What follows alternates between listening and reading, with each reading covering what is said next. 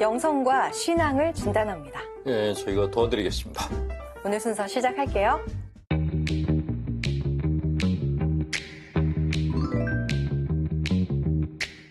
신앙생활에 방해되는 모든 것들을 시원하게 해소해드립니다. 영성과 신앙. 오늘은 근본적인 질문으로 시작을 해볼게요. 신부님, 네.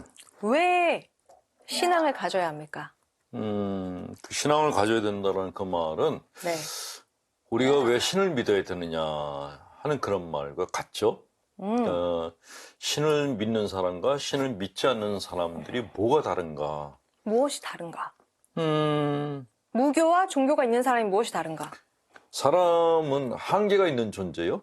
한계요. 예, 몇 살까지 살 거예요? 저 한 80세까지만. 80? 네. 80. 근데 나이가 젊었을 때는 내가 힘이 좋고 기운이 좋을 때는 하나님을 잘 안 찾아요. 그러니까 내 욕구를 채우기 위해서 돈 벌고 뭐 하고 행복 찾아 산말리 하는데 나이가 이제 들어갈수록 내 주변의 친구들이 떠나요. 저 세상으로. 그때부터 이게 돈만 가져도 안 되고 권력만 있어도 안 되고 야, 이게 사람의 수명을 결정할 수 있는 게 내 마음대로 되는 게 아니구나. 특히 이렇게 뭐 재벌 그룹에 뭐 어떤 분이 돌아가셨다 그러면 저렇게 돈이 많은데 죽는구나 하는 걸 보고 나면은 그러면 내가 정말 추구해야 될 게 뭐지? 그 생각을 안 할 수가 없어요. 그래서 발달 심리학에서는 네. 인간이 60대에 들어가면은 어쩔 수 없이 종교적 인간이 된다 그래요. 그래요. 내 힘으로 할 수 있는 게 별로 없구나 할 때 그때 신을 찾게 된다는 것이죠. 뭐 돈이 아무리 많아도 병원에 갔는데 암 말기예요. 여기 치료가 안 돼요. 그래서 나오는 환자들 많아요.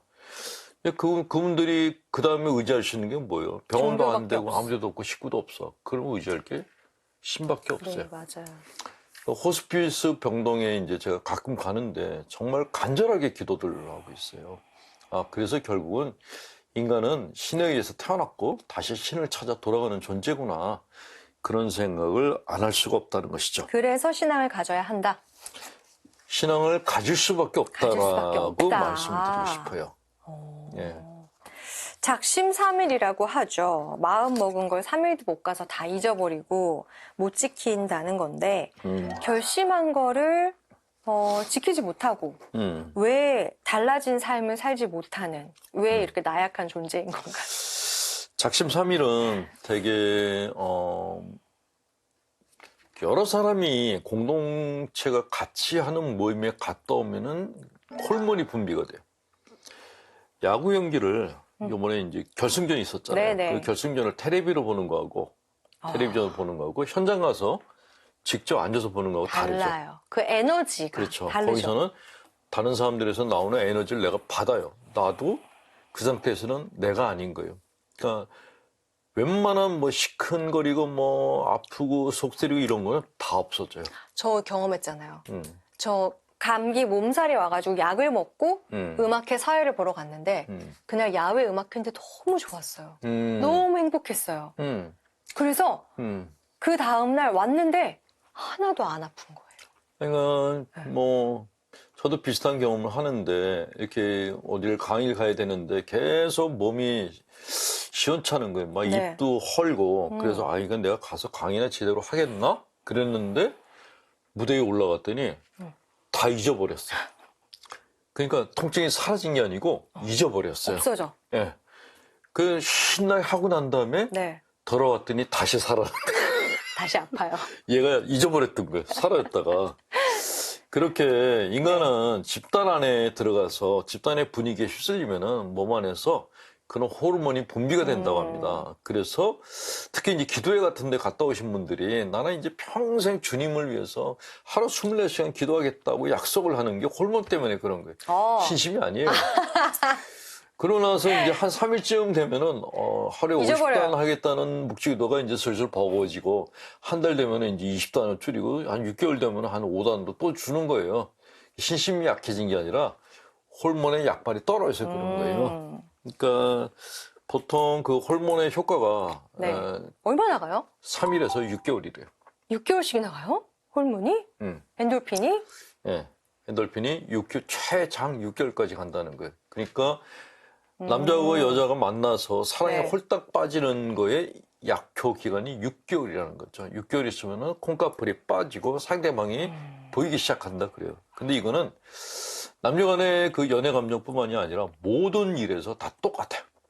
모든 일에서 막 미친 듯이 올라왔다가 네. 그게 시간이 지나면서 서서히 식어요. 그런데 그래도 차가워지진 않아요. 그냥 식은 상태로 가는 거죠. 미지근하게 쭉. 그래서 결혼한 지 몇 년 때 이벤트를 하는 거는 그 식은 걸 다시 이렇게 데펴보는 거예요.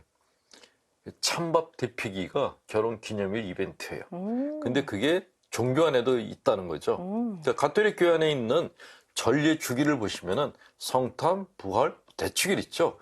그게 찬밥을 데피는 기간인 거예요. 신심이 미지근하다가 이렇게 딱 뜨겁게 올려가지고 또 확 올렸다가 또 4개월 지나면 미지근해지고. 그래서 가톨릭 전례 주기는 사람의 생체 리듬을 굉장히 잘 파악한 사람이 만든 정말 과학적인 그런 전례력이에요. 네. 그 개신교 목사님들이 가톨릭교회 전례력을 굉장히 부러워해서 네. 베껴서 그대로 하시는 분들도 꽤 많다 그래요. 그렇군요. 자, 그러니까 억지로 달라지려고 하지 마시라는 거예요. 네, 그냥 자기 페이스를 따라서 사는 게 제일 좋아요. 요즘에 많이 하는 얘기가 있습니다. 세상에 왜 이렇게 미친 사람이 많아? 이런 얘기를 많이 하게 되는데 비정상적인 사람들이 많아진 것 같은 이유가 뭘까요? 너무 묻지마 정상과 범죄도 비정상의 많고. 기준이 있거든요. 네. 근데 대개는 그 기준이 굉장히 자기 중심적이에요. 그러니까 내가 보기에 저 사람은 정상이 아니라고 생각하는 경우가 많거든요. 근데 우리가 보는 거는 이제 뭐 데이트 폭력, 뭐 데이트 살인 이렇게 하거나 뭐 그 차끼리 부딪혔는데 나와가지고 뭐 상대방 차를 부시거나 그런 경우에는 이제 저 사람 저거는 정신병원에 가야 돼 이렇게 아니 묻지마 살인. 그렇죠. 그거는 이제 비정상에서 더 밑으로 내려간 단계에 있는 거죠. 그런 사람들이 많아진 이유가 뭐냐? 뭐 여러 가지 이제 그 해석이 있는데 네. 그 중에 하나가 뭐냐면 우리가 살고 있는 이 땅이 섬이잖아요. 한반도가요? 한반도가 아니죠. 한반도인데 반이 저쪽이잖아요. 북쪽이잖아요. 우리는 밑에 요만한 반동강의 땅에 살고 있는 거예요. 네. 일본보다 작은 섬나라예요. 이 섬나라, 좁은 섬나라 안에서 수많은 사람들이 살고 있어요. 그런데 만약에 빛나 자매님 집 근처에 이웃집들이 다 나하고 관계가 안 좋은 집이라면은 어떻겠어요? 기분이. 외롭죠. 내 이웃집들이 다 나를 싫어해요. 외로워. 그렇다면 되게 불안하겠죠. 네네. 근데 우리 이웃 나라들이 어떤 나라죠? 북한? 일본, 지금 막 전쟁을 중국. 할까 말까 하는 적대국가요? 중국과? 중국 관계가 안 좋아요? 러시아? 안 좋아요? 일본? 안 좋아요. 안 좋은 나라들한테 둘러싸여 있는 조그만 섬나라가 우리예요. 이 안에서 살고 있으니까 김정은이 미사일을 한 방만 쏴도 불안한 거예요. 불안에 오랫동안 몸을 담고 살아와서 불안함을 안 느끼는 건데 맨 밑에는 불안이 깔려 있어요. 네. 기저불안이라고 하거든요. 그게 깔려 있어서 그래서 한국 사람들이 성격이 급한 거예요. 밥을 먹어도 빨리 먹어야 돼. 이게 전쟁 때 군인들의 습관인 거예요. 그러니까 따로 상을 차릴 수가 없으니까. 그럼 언제 총알이 어디서 날라올지 모르고 언제 죽을지 모르니까 네네. 그냥 이렇게 자기가 쓰고 있던 군무 안에다가 그걸 집어넣어가지고 비벼서 얼른 먹고 그리고 총을 들었다는 거예요. 근데 우리나라에서 한국 사람이 제일 좋아하는 게 비빔밥이잖아요. 김밥은 어때요?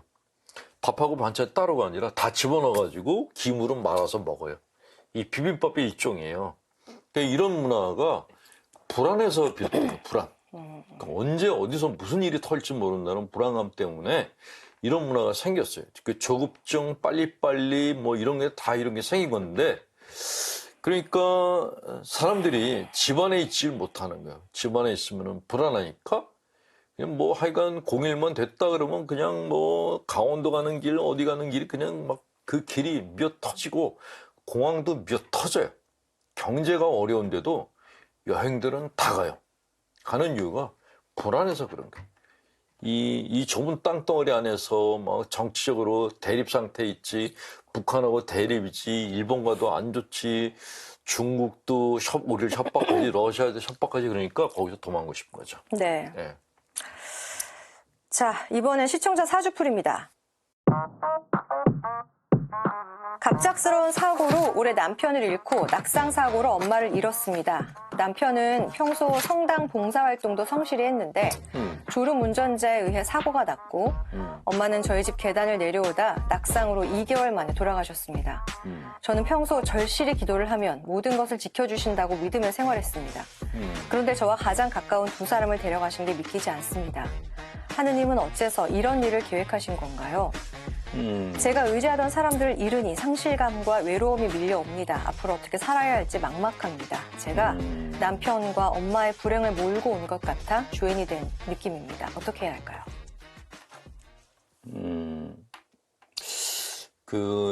시신 처리하는 사람들이 그런 얘기를 했다는데, 네. 사람들이 죽는데 어처구니 없이 죽는 경우가 정말 많대요. 어처구니 없이? 물 먹다가 죽거나 아니면 계단 내려오다가 그냥 쓰러져서 죽거나 네. 길에서 미끄러졌는데 죽거나, 네. 그러니까 말도 안 되는 이유로 죽는 경우가 굉장히 많답니다. 네.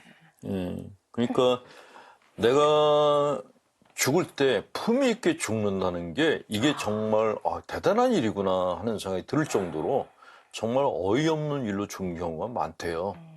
예. 그러니까 사람이 그렇게 죽는 게 이게 신의 뜻인지 뭔지 사실 모르겠어요. 그 사람한테 주어진 운명이라 그러면 너무 잔인하고, 이게 신의 뜻이라 그래도 너무 잔인하고, 맞아요. 모르겠어요. 왜 그렇게 죽어야 되는지는 모르겠는데, 제가 자매님한테 해드릴 수 있는 얘기는 뭐냐면, 나 때문에 저 사람들이 죽었어? 나는 죄인이야? 이 생각은 돌아가신 분들한테 전혀 도움이 안 된다라는 거예요.